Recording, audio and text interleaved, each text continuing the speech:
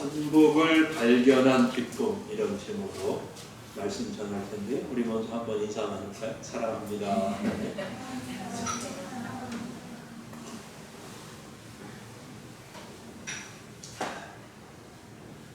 먼저 질문 하나 드려보겠습니다. 여러분, 기독교인이잖아요. 마음에 기쁨이 있습니까? 진짜 마음에 기쁨이 있어요. 요즘 뭐가 일이 좀 잘 돼서 기분이 좋습니다, 마음이 즐겁습니다, 이런 거 묻는 게 아니고요. 정말 마음에 기쁨이, 참 기쁨이 있는지 묻는 것입니다. 기독교인이 누리는 기쁨은 세상으로부터 오는 기쁨이 아니고요, 위로부터 내려오는 하나님이 주시는 기쁨이죠. 이 기쁨을 가진 성도는 어떤 환경에서도 마음의 평강을 누릴 수가 있습니다.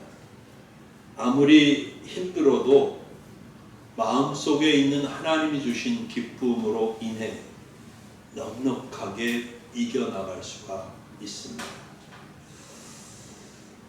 TV에서 세계의 극한 직업이라는 프로그램을 시청했습니다.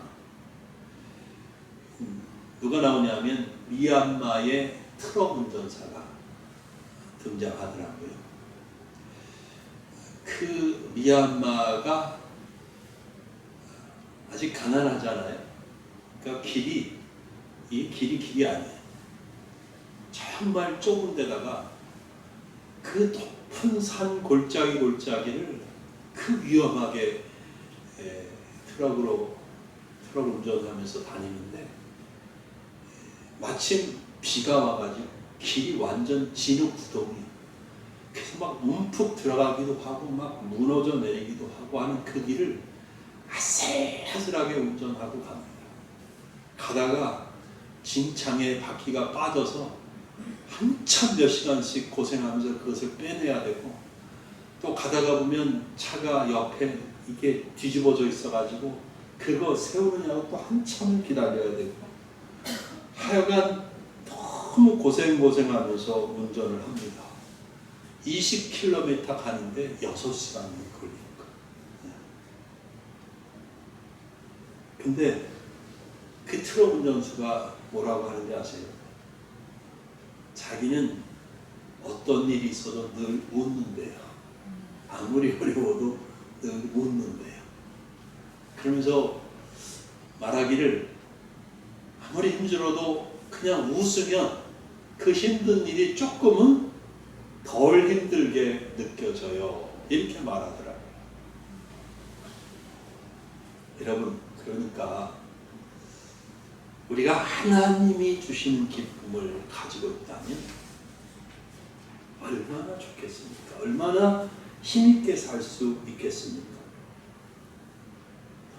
얼마나 멋진 삶을 살 수 있겠습니까? 그죠? 근데 문제가 뭐냐 하면, 많은 기독교인이 사실은 마음속에 이 기쁨이 없는 것 같아요. 제가 정말 마음속에 이 샘솟듯 하는 기쁨이 없어요. 여러분 있으신지요?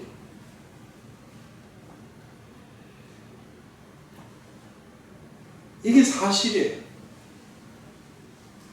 온전히 헌신하면서도 이 기쁨을 가질 수만 있으면 너무 좋겠는데, 이 기쁨이 없어요. 내 삶의 환경이 어렵더라도 위로부터 내게 임하는 이 기쁨이 있으면 넉넉히 승리할 수 있을 텐데, 이 기쁨이 없는 거예요. 고난 가운데서도 이 기쁨이 있다면 넉넉히 헤쳐나갈 수가 있을 텐데, 문제는 뭐예요? 이 기쁨이 없는 거예요. 이렇듯 성도에게 진짜 기쁨이 있다면 다른 것은 문제가 되지 않을 텐데 기쁨이 없어요. 왜 그럴까요? 왜 많은 성도님들이 이 기쁨을 누리지 못하고 있을까요? 여러 가지 방식으로 표현할 수 있겠지만 본문에 따르면 그 이유는 천국을 발견하지 못했기 때문입니다. 본문 44절을 보겠습니다. 같이 읽어보겠습니다. 시작. 천국은 마치 밭에 감추인 보화와 같으니 사람이 이를 발견한 후 숨겨두고 기뻐하며 돌아가서 자기의 소유를 다 팔아 그 밭을 사느니라.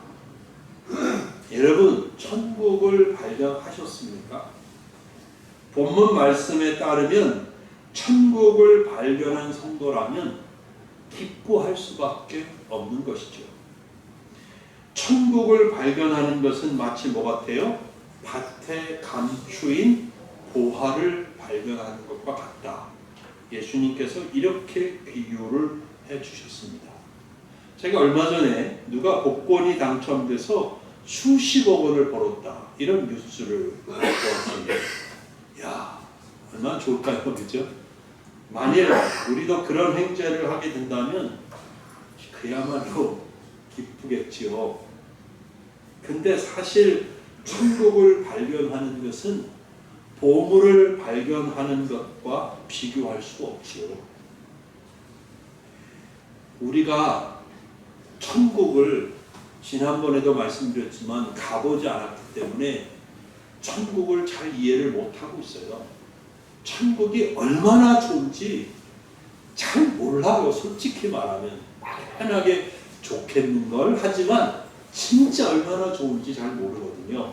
그래서 예수님께서 비유를 해주셔서 밭에 감추인 보화를 발견한 것 같이 그렇게 기쁠 것이다 라고 해주신 거예요. 비교도 안 되지만. 그런데 한 가지 문제가 있어요.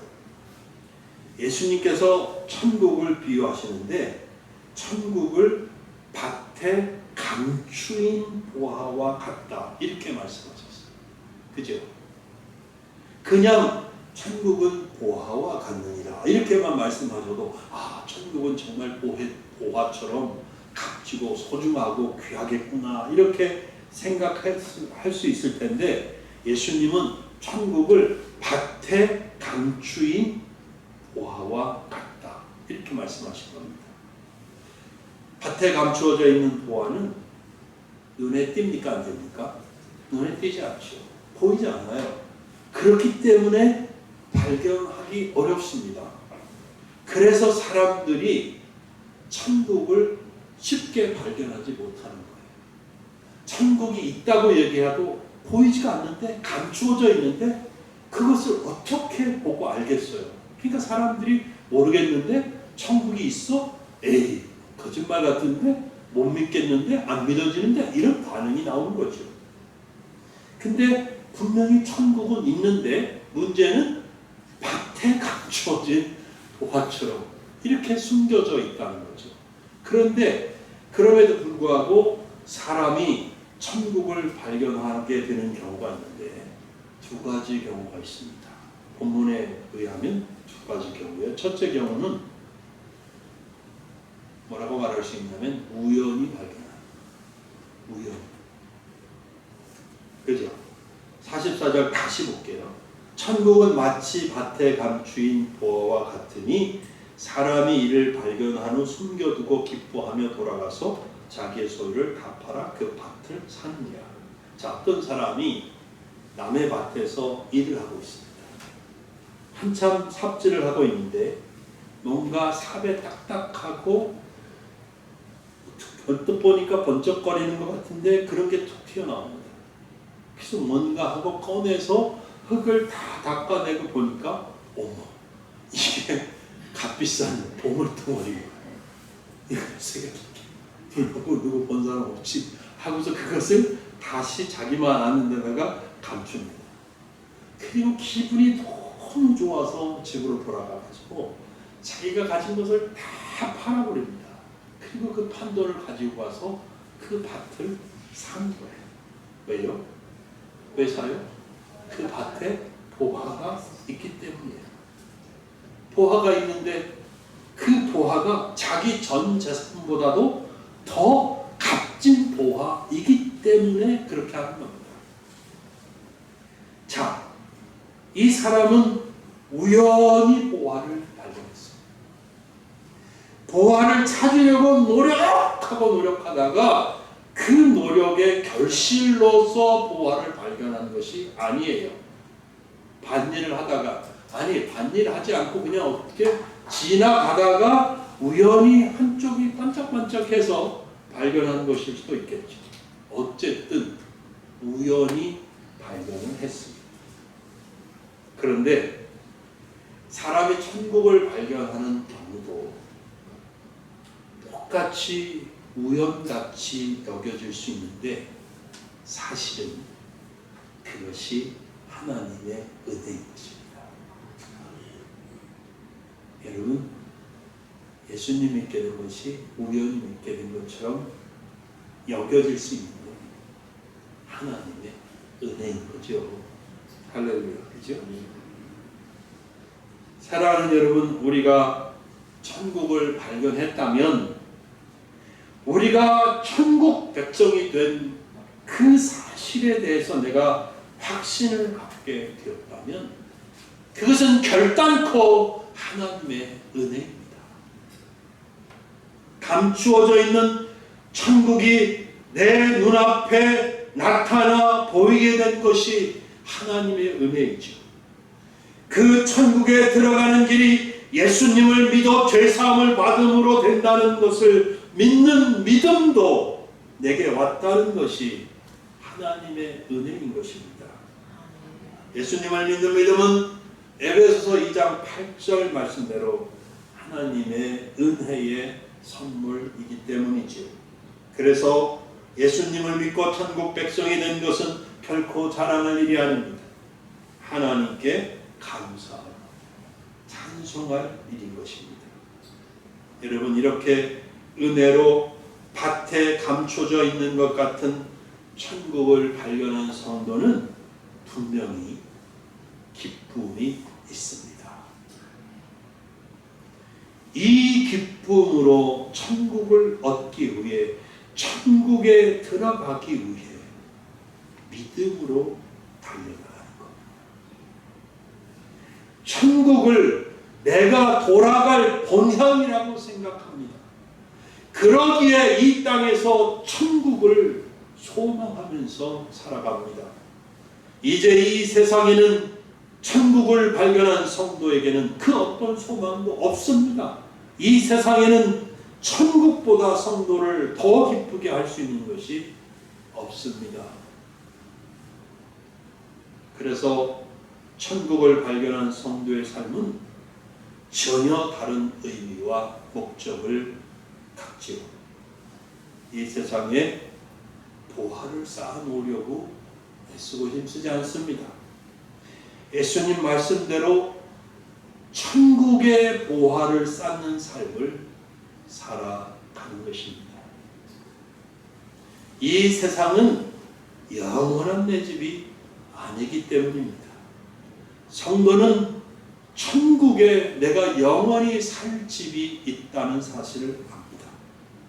그러므로 성도에게 이 세상은 지나가는, 나그네같이 지나가는 삶이라는 사실을 너무 잘 알고 이해합니다. 그리고 본향, 내가 돌아갈 영원한 고향, 즉 천국을 향하여 날마다 믿음으로 걸어가는 삶을 사는 것입니다. 사랑하는 우리 신림성황교회 성도님들의 삶이 이런 삶이 되시기를 주님의 이름으로 축복합니다. 자, 본문의 천국을 발견하는 두 번째 경우가 있습니다. 이 경우는 천국을 발견하려고 애쓰다가 결국 천국을 발견하는 경우입니다. 45절과 46절을 읽어드리겠습니다. 또 천국은 마치 좋은 진주를 구하는 장사와 같으니 극히 값진 진주 하나를 발견하며 가서 자기의 소유를 다 팔아 그 진주를 사느니라 그랬어요. 진주를 사고 파는 장사꾼이 있습니다. 이 장사꾼은 좋은 진주를 찾고 있습니다. 열심히 찾는 중에 마침내 좋은 진주를 찾아낸 거예요. 그러자 이 진주 장사꾼은 그냥 곧바로 집으로 돌아가서 자기가 가진 모든 것을 역시 다 팔아서 그 판돈을 가지고 가서 그 진주를 샀습니다. 왜 그럴까요? 이 경우도 마찬가지죠. 자기 것을 다 팔아 그 진주를 사도 결코 손해를 보지 않는 거죠. 오히려 계산할 수 없을 만큼 그 진주가 훨씬 더 값진 것이었다는 거예요. 천국에 대한 예수님의 이 비유에서는 천국을 찾아보려고 애쓰는 점이 두드러지고 있다는 것입니다. 사람들 중에는 그런 사람이 있습니다. 정말 참 종교를 찾아보려고 두루두루 종교를 순례하는 사람들이 있어요. 불교도 가서 연구해보고 가톨릭도 연구해보고 이슬람도 연구해보고 힌두교도 연구해보고 세계의 모든 종교를 찾아보고 연구하는 사람들이 있어요. 뭔가 자기 속에 확실한 뭔가를 찾고 얻기 위해서 그렇게 하는 거죠. 꼭 예수님이 비유하신 대로 좋은 진주를 찾으려고 하는 본문 속에 진주 장사꾼 같은 사람들이 있습니다. 천국을 찾아보려고 애쓰는 점, 이 점이 이 비유에서 두드러지는 거죠. 그래서 좋은 진주를 찾다가 마음에 드는 진주를 발견한 진주 장사가 자기 소유를 다 팔아서 그 진주를 산 것처럼 천국을 찾고 찾다가 마침내 발견한 사람은 역시 자기의 모든 것을 다 주고서라도 천국을 얻으려고, 반드시 천국을 소유하려고 한다는 사실입니다. 여기서 우리는 천국이 얼마나 소중한 것인가, 예수님은 여기서 천국이 얼마나 값진 것인가 라고 하는 사실을 우리에게 강조해서 보여주고 있다고 생각해요. 이 세상에 살면서 천국보다 귀한 것은 없습니다. 천국을 잃어버린다는 의미는 구원을 받지 못한다는 의미예요. 조금 부정적인 측면에서 말하면 천국을 잃어버린다는 것은 지옥의 형벌을 의미합니다. 중간지대는 없는 거예요. 그러니 이 땅에서 살다가 마지막에 천국에 들어가는 일이 얼마나 중요한 일이냐.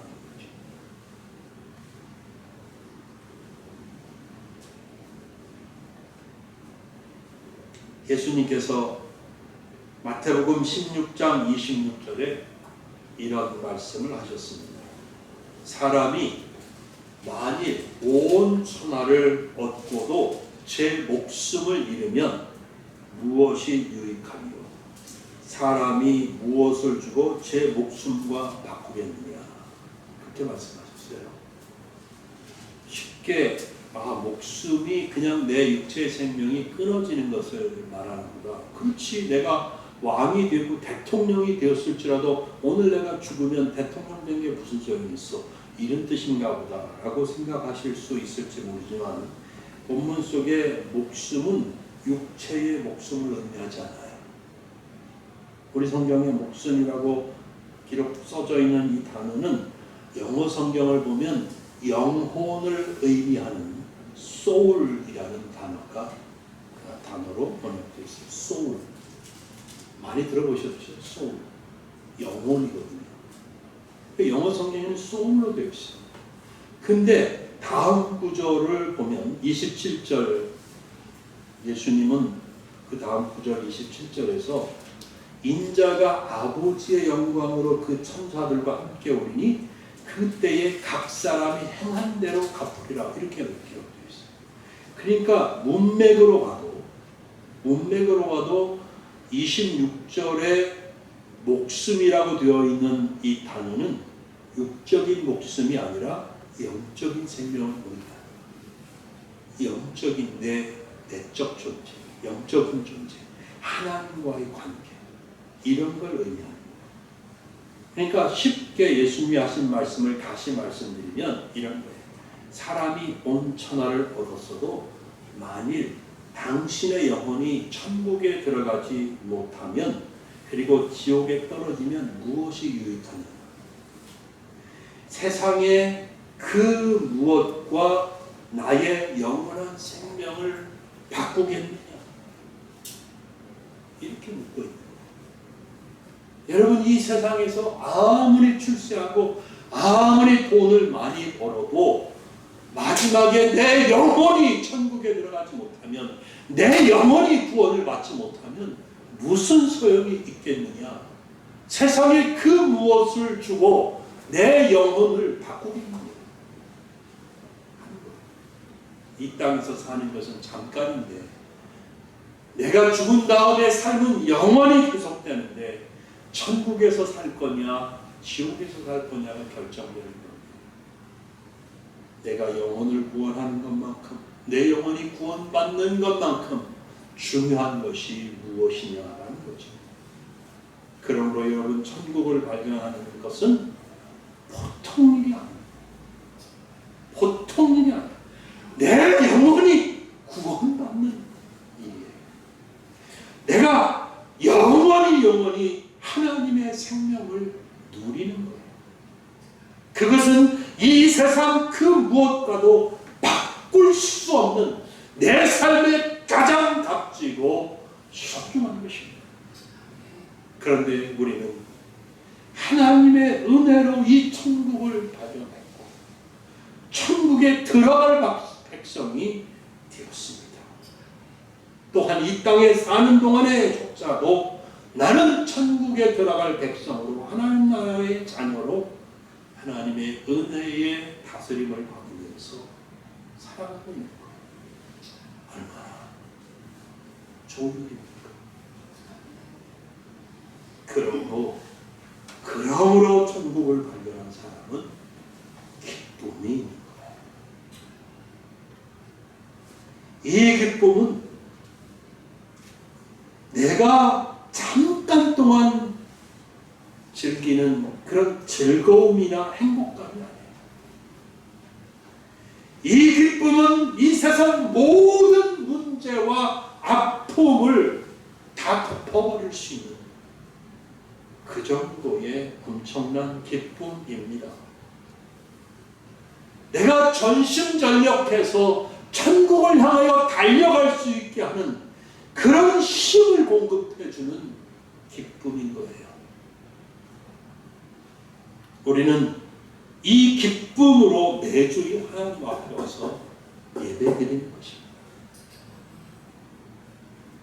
이 기쁨으로 인해서 하나님이 나는 너의 힘이 필요하다 그러면 내 힘을 드릴 수 있는 것이고, 하나님이 야 나는 네 재능이 필요하다 그러면 내 재능을 아낌없이 드릴 수 있는 것이고, 하나님이 야 나는 너의 재물이 필요하다 그러면 그 재물을 하나님 앞에 드릴 수 있는 거예요.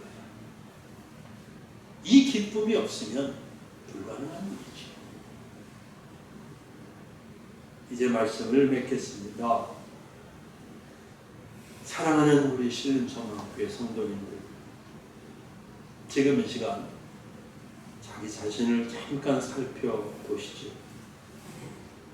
서두에 드린 질문을 다시 드려보겠습니다. 기쁘십니까? 여러분 마음속에 기쁨이 있으십니까?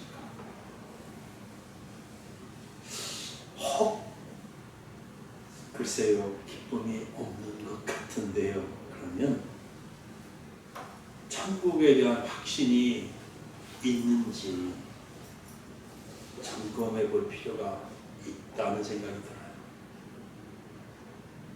정말 나는 천국의 백성으로 천국에 들어갈 거다. 이 확신이 있는지.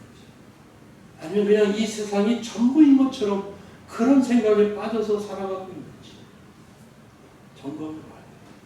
만일 이 세상이 전부인 것처럼 이 세상 문제에 파묻혀서 이 세상 일에 그냥 온전히 몸과 마음을 다 바쳐서 살고 있으면 힘들지요. 괴롭지요. 갈등이 많지요. 근심이 많지요. 걱정도 많고 염려도 많지요. 그러면 기쁨을 누릴 수가 없지요.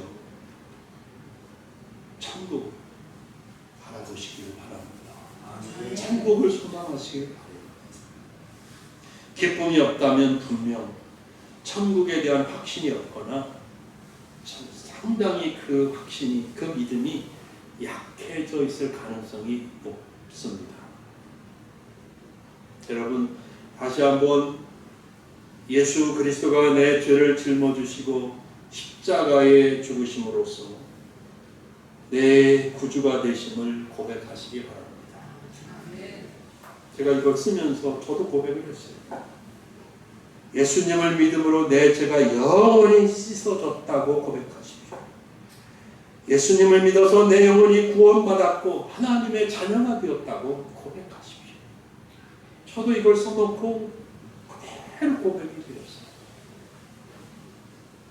그렇게 여러분 마음속에 천국을 소유하시기 바랍니다.